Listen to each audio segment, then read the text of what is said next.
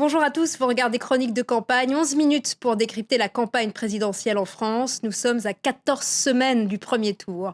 Au sommaire de cette édition, reportage sur le vote Front National. A-t-il changé? La stratégie de dédiabolisation fonctionne-t-elle?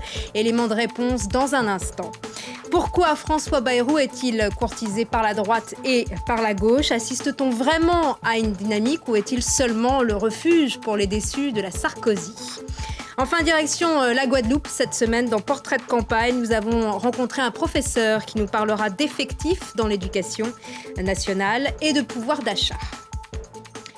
Fini le temps où l'électeur avait peur d'avouer sa tentation pour un vote en faveur du Front National. Le FN version Marine ne fait plus peur. Pourtant, le vote Marine Le Pen reste un casse-tête pour les sondeurs. Il est tellement décomplexé qu'il est difficile de séparer les électeurs convaincus des électeurs potentiels. Reportage de Lise Barcellini, Luc Brown et Florence Maurice. Voilà, nous arrivons dans le bureau de Marine Le Pen. Opération portes ouvertes au QG de campagne du Front National. C'est ici que Marine travaille. Le FN, version Marine, veut montrer qu'il n'a rien à cacher. Voilà, nous sommes maintenant dans mon bureau. Un bureau dans lequel on préfère afficher la photo du général de Gaulle plutôt que celle de Jean-Marie Le Pen, président d'honneur et conseiller spécial de la candidate. Il est où donc le bureau de Jean-Marie Le Pen? Il n'y a pas de bureau de Jean-Marie Le Pen. Jean-Marie Le Pen, on préfère aussi l'oublier sur le terrain. Ce militant le constate chaque jour. En changeant de prénom, le Front National a gagné en respectabilité et en proximité. Les gens crient « Vive Marine », on la soutient régulièrement. Voilà. Et ils ne disent pas Le Pen, ils disent Marine. Oui. Voilà. Du temps de Jean-Marie Le Pen, c'était pas possible? C'était autrement, quoi. Ici, au Crotoy, une petite commune de la Somme, la mission dédiabolisation menée par Marine Le Pen semble avoir fonctionné. Faut qu'elle passe. Vous allez voter pour elle? Bien sûr. Il y a aussi évidemment les opposants. C'est pour le Front National. Ah bah dis donc, vous regardez. Sur le vote des là. immigrés.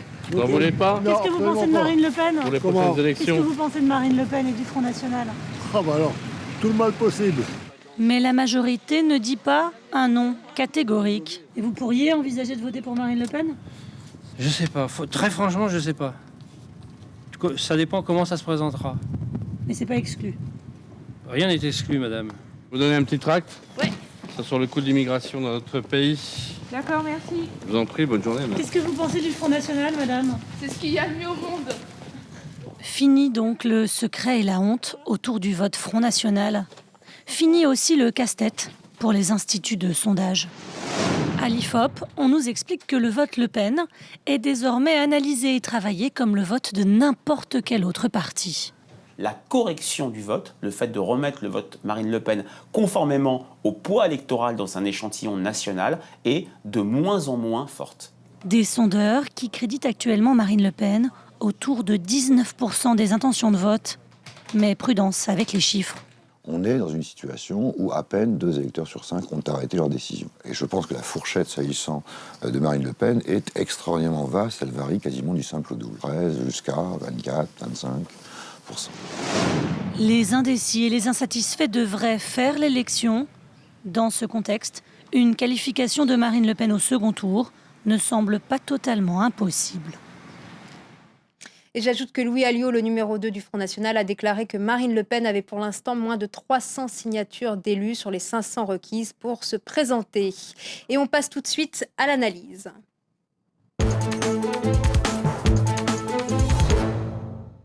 Bonjour Lise Barcellini. Bonjour Judith. Alors on va se pencher aujourd'hui sur la dynamique en faveur de François Bayrou. Oui, le centriste François Bayrou qui a choisi Twitter cette semaine pour dévoiler son slogan de campagne « Un pays uni, rien ne lui résiste ». C'est donc notre tweet de la semaine, Judith. Et Bayrou ajoute « Ce n'est pas seulement un slogan de campagne, c'est aussi une déclaration de volonté et d'espoir ». Bon, l'unité, c'est merveilleux, mais c'est pas la tradition gauloise, tout de même. Alors, François Bayrou est toujours 4e dans les sondages, mais pourtant, il a la cote. Il a la cote, oui. Il est crédité toujours entre 13 et 15% des intentions de vote. Ça dépend des sondages, mais surtout, il engrange les opinions favorables. Dans un sondage CSA pour Les Échos, vous le voyez, c'est 50% d'opinions favorables pour François Bayrou, loin devant Nicolas Sarkozy, et c'est 37%. Autre chiffre révélateur cette semaine, c'est le baromètre TNS Sofres qui évalue la cote d'avenir de Bayrou à 43%, en hausse de 14 points en un mois. 14 points, c'est énorme. Mais Bayrou doit encore convaincre maintenant les électeurs que son accession au second tour n'est pas que pure fiction. Oui, parce que justement, ce scénario est évoqué ici ou là, notamment par Jacques Attali, mais aussi par Dominique Paillet. Dominique Paillet, c'est un ancien ministre de... Non, ce n'est pas un ancien ministre, c'est l'ancien porte-parole de campagne de Nicolas Sarkozy en 2007. C'est un sarkozyste déçu. Il publie un livre intitulé « Panique à l'Élysée ». Il imagine dans ce livre un duel Bayrou-Le Pen au second tour et au final, l'accession de François Bayrou à l'Élysée. Écoutez-le. Je pense que le scénario que j'ai écrit est plausible, c'est une évidence, sinon je ne l'aurais pas fait. Et je rappelle que j'ai rendu mon manuscrit en octobre, à la date à laquelle François Bayrou était encore à 6 dans les sondages. Mais pour autant, tout n'est pas perdu pour Nicolas Sarkozy. C'est à lui à savoir saisir la bonne orientation au moment où il entrera en campagne. Et justement, en fait, pour que Nicolas Sarkozy l'emporte, Dominique Paillet lui conseille de faire campagne plutôt sur les terres centristes que sur les terres du Front National. Vous l'aurez donc compris, ce scénario d'un Bayrou président, c'est plutôt une sorte d'avertissement pour le chef de l'État, Nicolas Sarkozy. Et puis, il reste à savoir avec qui François Bayrou va gouverner. Merci beaucoup, Lise Barcellini. Et c'est tout de suite l'heure des brèves de campagne.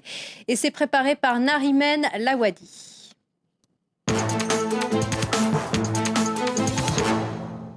Une fois encore, Eva Joly crée la controverse. Et cette fois-ci, c'est sur le terrain religieux qu'elle s'attire les foudres de ses adversaires, mais pas seulement.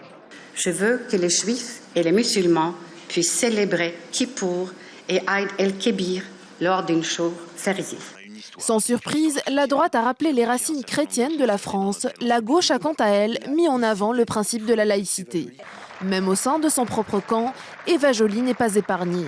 La candidate écologiste ne fait décidément pas l'unanimité. Ça y est, François Hollande a enfin un QG de campagne.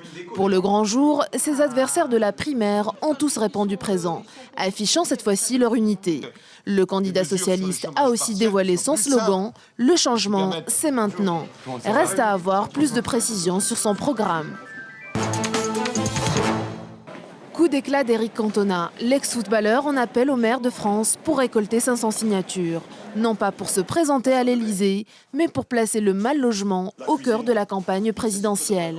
Engagé et provocateur, Éric Cantona le fait donc pour la bonne cause. Une vraie fausse candidature qui rappelle celle de Coluche en 1981.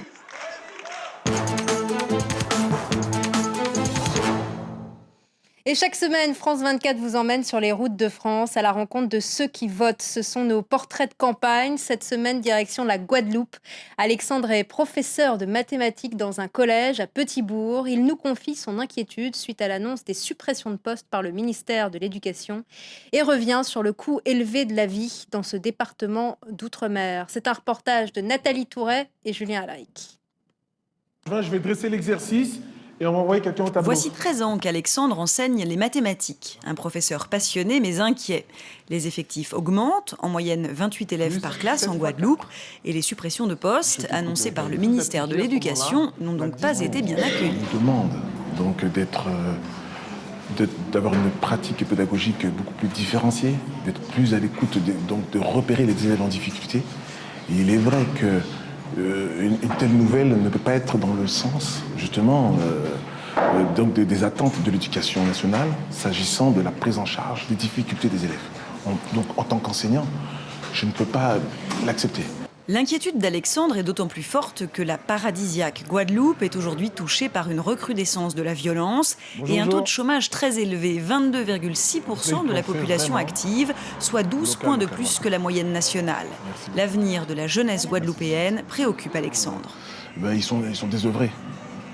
Et lorsqu'on constate la quantité de jeunes qui errent dans les rues ou le soir à ne rien faire, ils n'ont aucun projet. Par exemple, au niveau de l'éducation nationale, on voit que le budget est de près de 61 milliards d'euros, quasiment le double de celui de la défense. On ne peut pas dire qu'il n'y a pas de moyens financiers.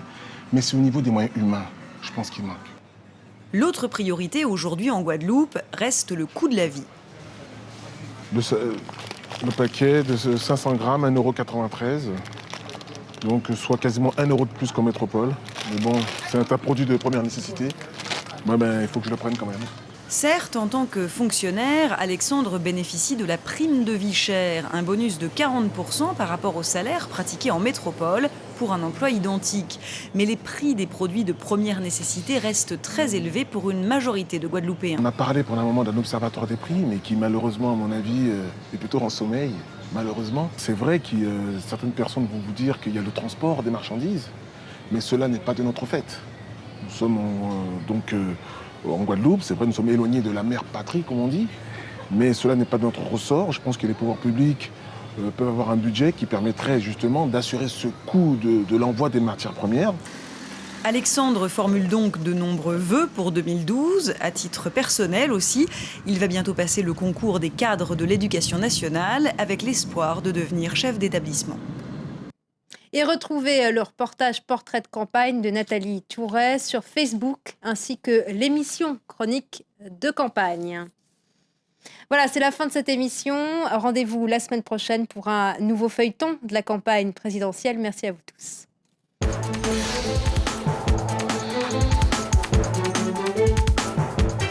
France 24 vous propose Les Observateurs. Un regard unique sur l'actualité, le vôtre. Des photos, des vidéos, des témoignages de nos observateurs au cœur des événements. Vérifiés par les journalistes de France 24 et publiés sur notre site. Les Observateurs, c'est aussi une émission où interviennent nos observateurs par webcam pour vous offrir un autre regard sur l'info. Les Observateurs, un réseau participatif et interactif de 5000 citoyens du monde. Les Observateurs, ce sont eux. C'est lui. C'est elle. Et pourquoi pas vous? Rejoignez-nous sur observateur.france24.com et devenez acteur de l'information. Vous aussi, soyez nos yeux aux quatre coins du monde.